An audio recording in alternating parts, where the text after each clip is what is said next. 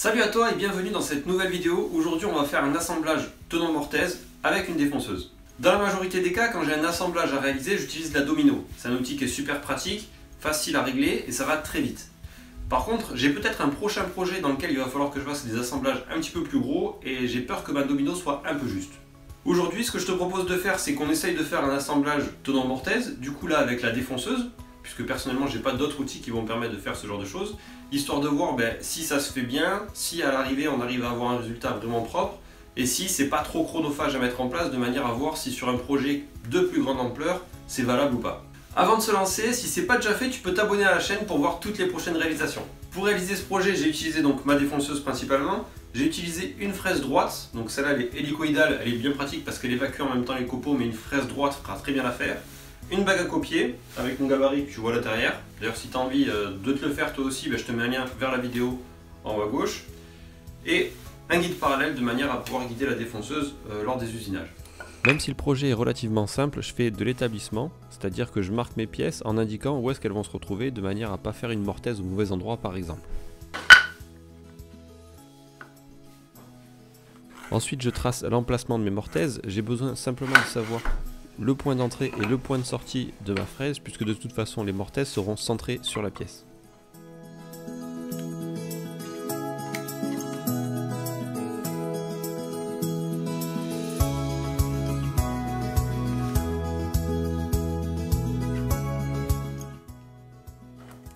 Je passe à présent à la réalisation des mortaises. Je vais utiliser la défonceuse à main levée. Il me faut donc des planches guides. Je vais les mettre de chaque côté de la planche que j'ai à usiner. Elles font exactement la même épaisseur et ça va me permettre de régler de manière très précise le centrage de ma fraise. Donc je fais un petit coup d'usinage d'un côté, un petit coup d'usinage de l'autre. Si tu veux plus de précision, je t'invite à regarder la vidéo que je te mets en haut à droite dans la description, dans laquelle je t'explique comment faire un centrage parfait.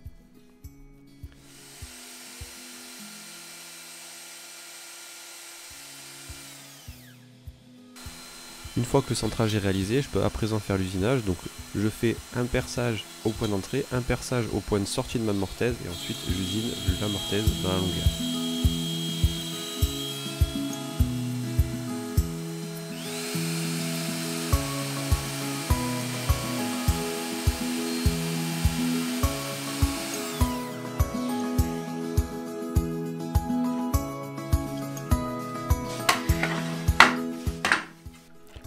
Pour pouvoir faire un usinage simple et répétable, je vais utiliser mon gabarit de défonçage. Je vais le régler de manière à avoir une surface qui va me permettre d'enlever en une seule fois toute la surface du tenon.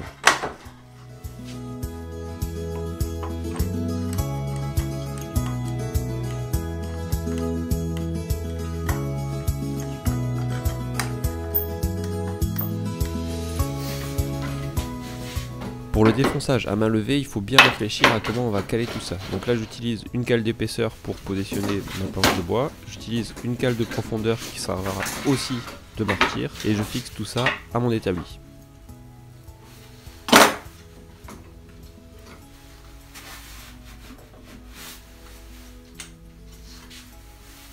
Avant de me lancer, voilà ce que ça donne. Ma planchette est fixée contre le martyr. Je peux la retirer, la retourner par exemple et la repositionner. Et de cette manière, à chaque fois que je vais faire un usinage sur une planchette, le tenon sera exactement de la même profondeur puisqu'il est embuté contre le martyr. Je peux maintenant passer à la phase d'usinage.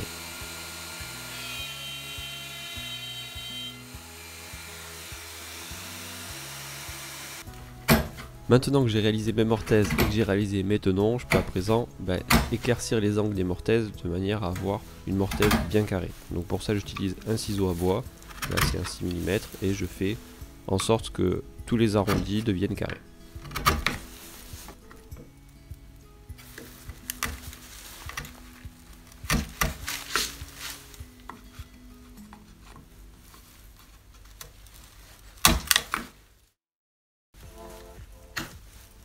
Comme tu as pu le constater, les mortaises sont moins larges que les tenons parce que j'ai prévu de faire un épaulement. Il faut à présent que j'enlève une partie du tenon pour pouvoir faire rentrer mon tenon dans la mortaise. Donc je mets un coup de scie et je finirai avec le ciseau à bois.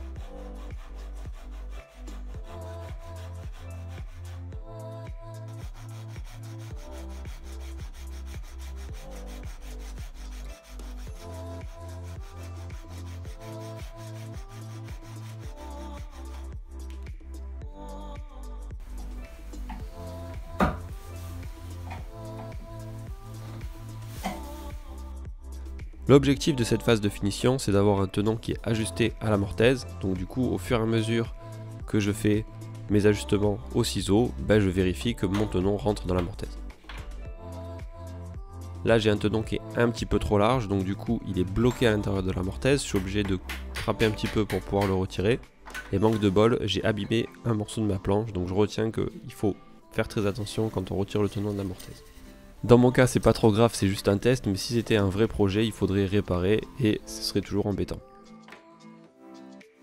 Et je passe à présent au montage à blanc, puis au collage.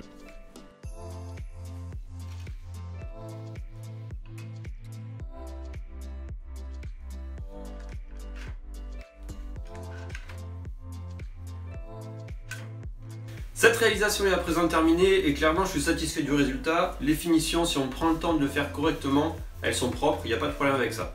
Maintenant, faut être honnête, c'est quand même assez chronophage de faire notamment la partie tenon parce que les ajustements sont un petit peu longs. Donc à choisir, je pense que la prochaine fois, moi personnellement, je les ferai à la toupie, ça ira beaucoup plus vite. Maintenant, si toi tu n'as pas de toupie et tu veux réaliser ce genre d'assemblage, ce que je te conseille de faire, c'est d'utiliser une planche de test pour ajuster la largeur du tenon, de manière à ne pas avoir de correction à faire sur les planches définitives. Donc par exemple, si voilà, tu as 4 planches à usiner, tu en fais une 5e quand tu fais ton dégauchissage, de manière à pouvoir par la suite faire les tests sur cette planche là. Si elle est ratée, c'est pas grave, on s'en fout.